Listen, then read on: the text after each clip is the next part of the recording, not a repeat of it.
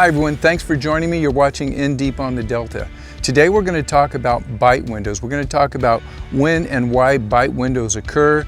And we're also going to talk about how important it is to understand the bite window when it comes to helping with your daily fishing success. So I'll get everything set up, we'll sit down, we'll go over everything you need to know when it comes to the bite window.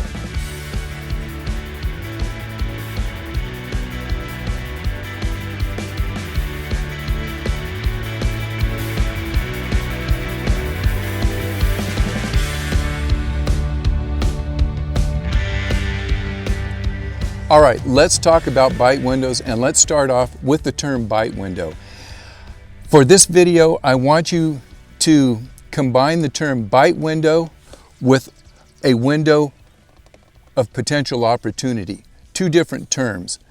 We can use the bite window and the information that we have and that we gather through the bite window to help us determine future possibilities for the rest of the day. So that's how we're kind of combining this bite window information into information that we can actually use to help us catch more fish. So the first thing we have to do is I'll give you my impression or my interpretation of what a bite window is. And first of all, bite windows come in all shapes, sizes, and time frames.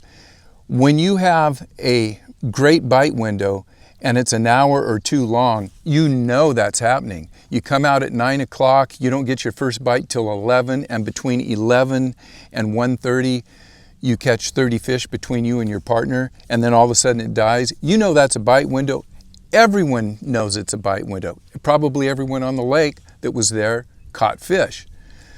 What we're going to talk about today is not just the obvious bite windows, but the less obvious bite windows, because the bite windows that are short bite windows, and I'm talking about that could be a 10-minute to 15 or 20-minute bite window, those are the most important bite windows of the day. And those are the bite windows that a lot of people don't think about or they miss, and they lose all that information for the rest of the day. So what do I consider a bite window? It is a combination of either a bite or a fish catch. 3 of those in, I'll say, 5 to 10 minutes. So you don't have to catch 5 or 6 fish in a 5-minute period. You could get 5 or 6 bites or any combination of bites and fish catches in that short period of time, and that could be your bite window. Now, 1 bite, 1 fish, you know, I always think about that, but I don't log it anywhere. I go 2 minutes and I get another bite, maybe another fish. I start to really think about what's going on here. And when I get that 3rd fish or that 3rd bite in, I'll say, a 10-minute time frame, I'm thinking this is a pattern and this is a bite window. Now, it may stop right after that, but what I'm going to do is 3 bites, 3 fish in 10 minutes. What was I using? Why did those fish bite? Did it have anything, what was in common with those 3 bites or 3 fish? Were they in the shade? Were they in the wind? Same bait, so on and so forth. So that's how we're going to kind of, formulate our plan and talk about this bite window situation. There's 2 things that can actually cause a bite window.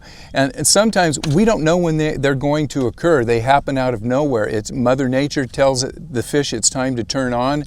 And those fish could be in the middle of the day, sun up high in the sky, no breeze, and all of a sudden the fish start biting. Doesn't happen like that all the time. Generally, we have information coming into that day that is going to tell us when those potential bite windows are going to happen. We can predict tides, we can predict how much wind is going to be on a given day. The weatherman might say it's going to be, under 5 degrees or 5 mile-an-hour winds, winds picking up in the afternoon. That's important information. It may be the wind's going to be blowing 20 miles an hour all day. That's important information. So lunar information, we have that. We have moon phase. We have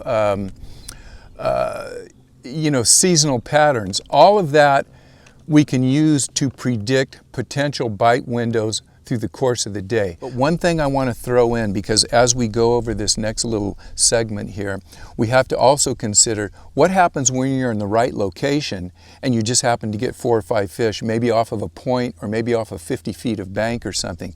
Should you consider that a bite window? I'm going to say no, that is not a bite window, but it is a bite occurrence. But you pretty much know about that bite occurrence because you're on one point, you haven't caught a fish all day, and all of a sudden you and your partner catch 5 or 6 fish, or you get to one section of rock bank or tule, and then all of a sudden, bam, bam, bam. Now, you've got over 3 bites, maybe you've got 5 or 6 bites and 5 or 6 fish, all in a 5 or 10 minute time frame, but it wasn't due to anything that we had talked about, weather patterns and bite windows. That just happened to be location. So let's try to separate those two. And I'm going to go over some just general information that I've seen over the years, and I hope this is going to help put some of this into perspective. Bite windows less than 5 to 10 minutes in length a lot of times are due to location. 5 or 6 fish in 5 or 6 minutes with, you're on a point, you're on a tule island, that's probably going to the fact that you're in the right location, and you need to note that. Bite windows from 10 minutes to 30 or 40 minutes usually occur at the change of light. First thing in the morning, right in the evening, or maybe when cloud cover comes over. Those are still fairly short bite windows, but they can be predicted very easy. Fishing before light, the sun comes up, bam, bam, bam, you got a half an hour bite window, or in the evening as you're fishing, the sun goes down, you've got that bite window where you catch a bunch of fish, and as soon as the sun goes down, the bite stops, or maybe you've got cloud cover coming over. Those are usually short windows, anywhere from 10 to 30 or 40 minutes. When you have a bite window longer than, say, 30 minutes, maybe an hour to 2 hours, it's usually, here on the Delta, tidal related, or it has something to do with salooner activity. And again, as you come out here and you start putting things together, my favorite day out on the Delta is having a day where I look at the weather. It's going to be a gentle breeze from 8 to 12 miles an hour. We have a high tide in the morning that's going to start at 8:30, and we also have a salooner happening that shows it's going to, we've got a moonrise or a moonset or something right about that same time, and everything lines up. The more of that stuff that you can line up, the more you can, the night before, come out and say, think about coming out the next day and saying, I need to be here at 7 o'clock because the bite window is going to be from 8 to 9:30. Now, if that happens, and after you catch your fish, you can say, yes, I have had a bite window out here. If it doesn't happen, you can scratch your head and say, what the heck do I have to do to put a bite window together? And maybe you will know that there is obviously another tide change coming up in the evening. Maybe the wind is going to pick up in the afternoon. You can formulate plans that hopefully will turn that bite window on if it didn't occur when you thought it was going to happen.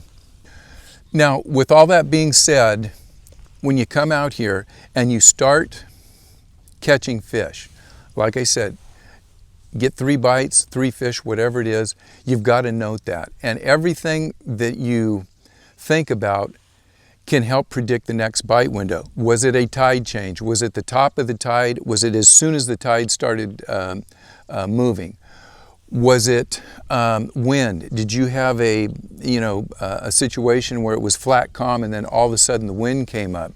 Were you fishing shallow? Were you fishing deep? Were you fishing fast? Or were you fishing slow? Were you fishing bottom bouncing baits? Were you fishing baits that are reaction baits? Everything that goes on in that short bite window, you have to log, because later in the day, as you're fishing and maybe you're getting a bite here or there, maybe it turns out, the wind dies down, it's flat calm, you're not getting a bite. 2 hours later, all of a sudden, you see a ripple on the water and maybe some cloud cover come in. There's a short front come in.